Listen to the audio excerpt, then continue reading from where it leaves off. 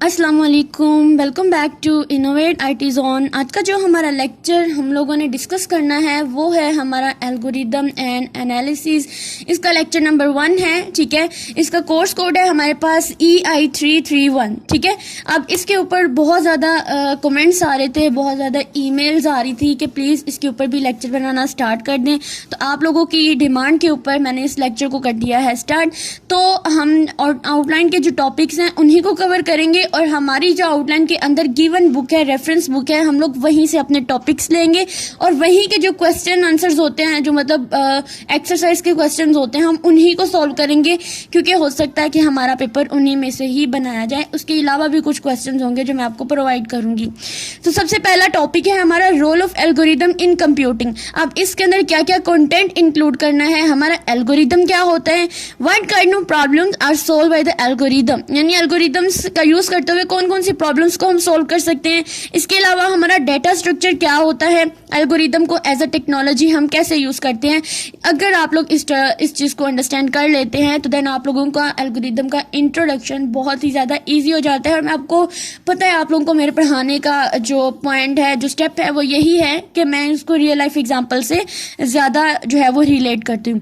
तो सबसे पहले एल्गोरिदम के हम लोग इंट्रोडक्शन की तरफ चलते हैं। तो हमारे पास ये एक स्टेप बाय स्टेप प्रोसीजर है जो कि प्रॉब्लम को, स्पेसिफिक प्रॉब्लम को सॉल्व करने के लिए यूज किया जाता है, सॉल्व करने के लिए डिजाइन किया जाता है। Set of instruction that take the input and convert into the desired output, यानी हमारे पास एल्गोरिदम एक स्टेप बाय स्टेप प्रोसीजर होता है जो स्पेसिफिक प्रॉब्लम्स को सॉल्व करता है और हमारे पास सेट ऑफ इंस्ट्रक्शंस होती हैं जो हमारी इनपुट लेती हैं और जो हम उनको इनपुट देते हैं या वो हमसे इनपुट लेते हैं और फिर इन इनपुट को कन्वर्ट कर देता है डिजायर्ड आउटपुट के अंदर, ठीक है।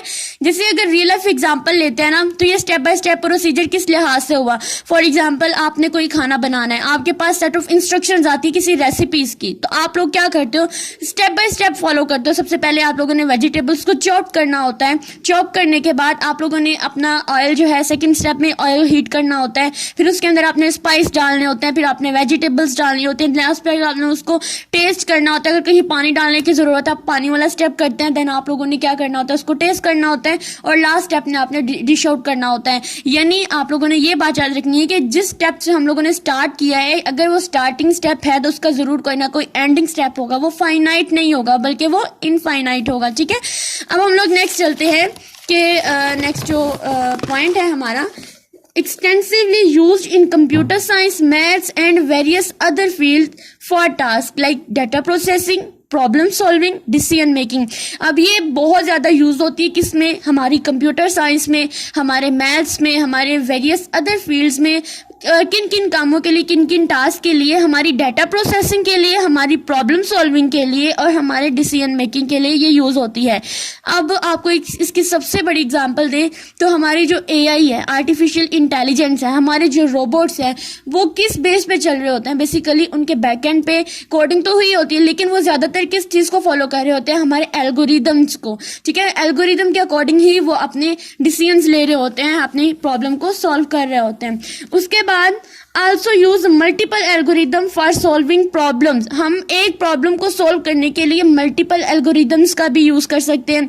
उसके बाद every algorithms differ from its complexity and efficiency, यानी हर एल्गोरिदम जो है वो अपनी कम्प्लेक्सिटी और अपनी एफिशिएंसी से पहचाना जाता है। यानी अब इसकी कम्प्लेक्सिटी में इसकी टाइम कम्प्लेक्सिटी भी आती है और इसकी स्पेस कम्प्लेक्सिटी भी आती है।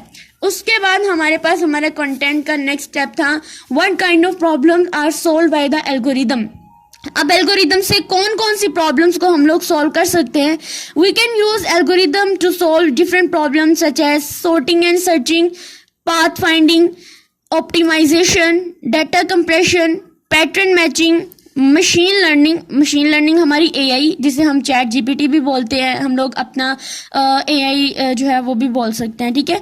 उसके बाद graph algorithms, cryptography, game theory and simulation जो कि हमारे लिए वर्चुअल एनवायरनमेंट क्रिएट करता है, उन सब के लिए हम लोग एल्गोरिदम्स का यूज करते हैं। अगर हमें क्वेश्चन आता है, शॉर्ट में आता है, तो अगर वो पूछ सकते हैं कि आप लोग एल्गोरिदम का यूज किन किन प्रॉब्लम को सोल्व करने के लिए लिखते हैं, तो आप लोगों ने ये सारी प्रॉब्लम जो है बता देनी है कि इन्हीं को सॉल्व करने के लिए हम लोग अपने एल्गोरिदम्स का यूज़ करते हैं। उसके बाद हमारे पास आता है अपने कंटेंट का पॉइंट नंबर 3, डाटा स्ट्रक्चर क्या होता है। ठीक है, अब एल्गोरिदम के अंदर हम लोग जो आगे आगे पढ़ना है ना, तो वो सारे डाटा स्ट्रक्चर जो हम लोगों ने अपने 4th सेमेस्टर के अंदर क्लियर की है, वही डाटा स्ट्रक्चर हमारे इस एल्गोरिदम में भी आती है। ठीक है, तो डाटा स्ट्रक्चर क्या होता है, हमारे पास एक ऑर्गेनाइजेशनल सिस्टम होता है जो कि डाटा को ऑर्गेनाइज वे में स्टोर करने के लिए यूज किया जाता है, ताकि हम लोग डाटा को एफिशिएंटली एक्सेस कर सकें और इसको मैनिपुलेट मतलब इसको चेंज कर सकें, इसको अपडेट कर सकें। Data structure are design to manage data efficiently and effectively.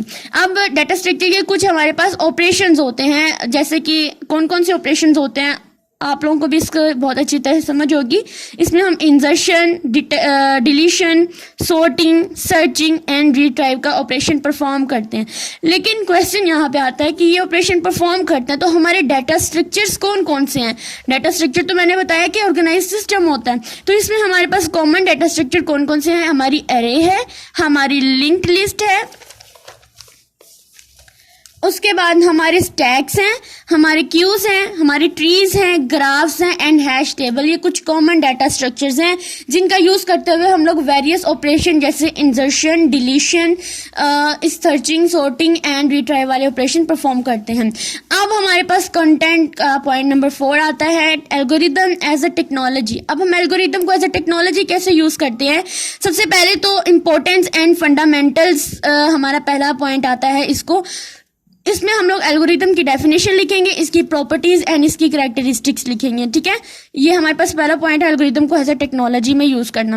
अब टेक्नोलॉजी जैसा कि आजकल जमाना है हमारे कंप्यूटर साइंस का, डाटा साइंस का, एआई का, रोबोटिस्ट का, फाइनेंस का, ये इन सब के अंदर हम लोग एल्गोरिदम को एज अ टेक्नोलॉजी अप्लाई करते हैं। और बेसिकली ये क्या करता है, कम्प्लेक्स प्रॉब्लम को सॉल्व करने के लिए यूज किया जाता है। उसके बाद अगर हम लोग बात करेंगे तो हमारे पास जो है ना इनोवेशन एंड एडवांसमेंट भी है हमारी एल्गोरिदम एज ए टेक्नोलॉजी में।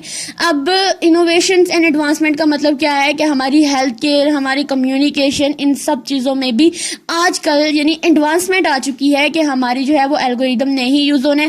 एथिकल कंसिडरेशन यानी कि हमारे जितने भी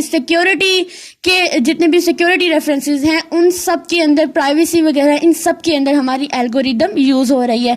उसके बाद एल्गोरिदम की प्रॉपर्टीज़ एंड कैरेक्टरिस्टिक्स की बात करें तो हमारा एल्गोरिदम वेल डिफाइंड होना चाहिए। ठीक है, यानी सारे के सारे स्टेप्स को फॉलो करना चाहिए। फाइनाइट होना चाहिए। फाइनाइट का मतलब होता है इसका कोई ना कोई एंडिंग पॉइंट जरूर होना चाहिए। इनपुट एंड आउटपुट होनी चाहिए, यानी जो इनपुट एल्गोरिदम हमसे ले उसी के अकॉर्डिंग हमारी डिजायर्ड आउटपुट भी क्रिएट करें। उसके बाद आ जाता है करेक्टनेस होनी चाहिए, कहीं से भी इसके अंदर कोई भी मतलब एरर नहीं आना चाहिए। एफिशिएंसी होनी चाहिए, डिटर्मिनिस्टिक्स होनी चाहिए। और डिटर्मिनिस्टिक का मतलब यही होता है कि जो इनपुट लेता है उसी के अकॉर्डिंग हमारी आउटपुट भी जनरेट करे। ठीक है, जितनी हम इनपुट देंगे हमें उसी के अकॉर्डिंग आउटपुट मिलनी चाहिए। जनरलाइजेशन वगैरह जो है, इससे सारी जो है वो हमारी एल्गोरिदम की प्रॉपर्टीज हैं और ये मस्ट फॉलो होनी चाहिए। जनरलाइजेशन की बात करें तो एल्गोरिदम टिपिकली जनरलाइज किया जाता है, यानी कि वो स्पेसिफिक इनपुट डाटा के साथ रिस्ट्रिक्ट नहीं होता है। आइडियली वो डाइवर्स रेंज ऑफ इनपुट के लिए एप्लीकेबल होते हैं। ठीक है, यही प्रॉपर्टीज होती हैं जो हम लोगों ने एल्गोरिदम्स के बारे में हमसे अक्सर पूछी जाती हैं, तो आप लोगों ने इन्हीं प्रॉपर्टीज को ही लिख देना है। ठीक है, तो होप सो आज का लेक्चर आप लोगों के लिए बहुत हेल्पफुल रहा होगा। ये जो हमारा पहला टॉपिक था हमारी आउटलाइन का, जो कि मैंने अपनी कम्युनिटी में इसकी आउटलाइन की जो पिक्चर्स है वो पोस्ट की हुई है, तो उसका पहला टॉपिक था role of algorithm in computing. तो इसके अलावा इसमें जो क्वेश्चन जो है वो किस टाइप के पूछे जा सकते हैं वो हम लोग इंशाल्लाह अपनी नेक्स्ट वीडियो के अंदर करेंगे। अगर आप लोगों को ये वीडियो बहुत हेल्पफुल रही हो आप लोगों के लिए तो मेरे चैनल को सब्सक्राइब कर दें और ज़्यादा से ज़्यादा अपने फेलोज के साथ शेयर करें ताकि उनको भी एग्ज़ाम देने में कोई भी प्रॉब्लम ना आए। और अगर वीडियो आप लोगों को अच्छी लगी हो तो उसको लाइक ज़रूर करें और मुझे कमेंट बॉक्स में ज़रूर बताएं कि आप लोगों को ये मेथड बहुत अच्छा लगा है। Thank you so much.